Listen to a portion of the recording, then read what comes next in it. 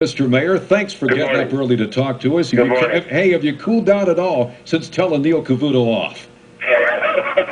Very little. I find it ironic. The most dysfunctional organization in the world, the U.S. Congress, holding the auto industry's feet to the fire. This is an outfit that has the greatest deficit in history. They have their heads buried in the sand. They have no idea what the auto industry, how far they've come over the years.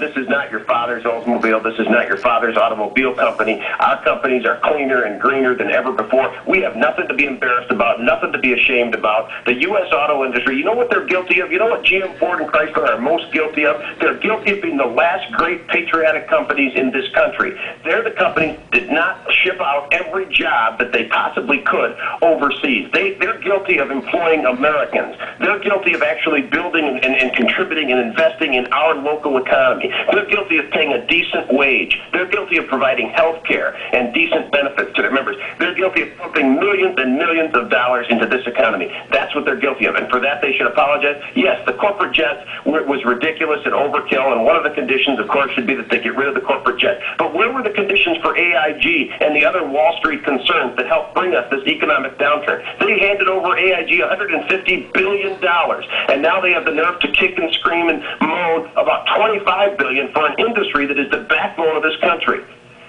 We're speaking live with Lansing Mayor Virg Bernero. He is an outspoken, obviously, supporter of federal aid for Detroit's Big Three. But you know what occurs to me? I mean, listening to you here, seeing you on TV, and listening to you here, you have what the leaders of the Big Three did not have in Washington, D.C. I mean, you've got passion and power in your voice. You sure make a convincing argument to me. I mean, what advice would you give them? I would assume, number one, when you go to Washington next, don't take the corporate jets. Am I right? Yes, of course.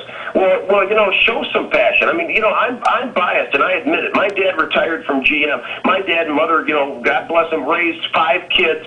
You know, working guy that came over from Italy and never missed a day's work, got award after award, because these are working people. We produce something. We could be proud of the legacy, the history, what we've done. Not like these Wall Street paper shufflers, these wizards that create wealth for themselves, but nothing for anybody else. Every auto industry, every job supports another 7.5 jobs in this economy. These manufacturing jobs, these are bread and butter jobs, and we've talked a lot about economic security. You know, 3 million jobs across the country, $150 billion invested in the U.S. Treasury. But what about national security? Of course, let's not forget we were the arsenal of democracy. We're the reason that World War II was successful for the Allies.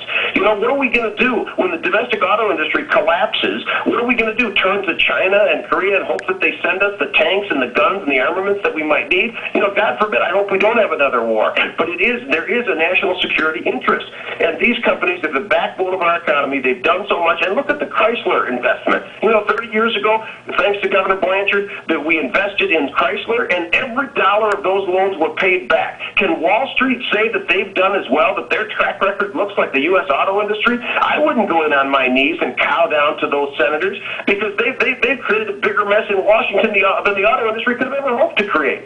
Between Washington and Wall Street, we're lucky there's anything left for the working man. Thank you what have they done for us? Lansing Mayor Virg Bernero, thank you so much for joining us this morning on WWJ.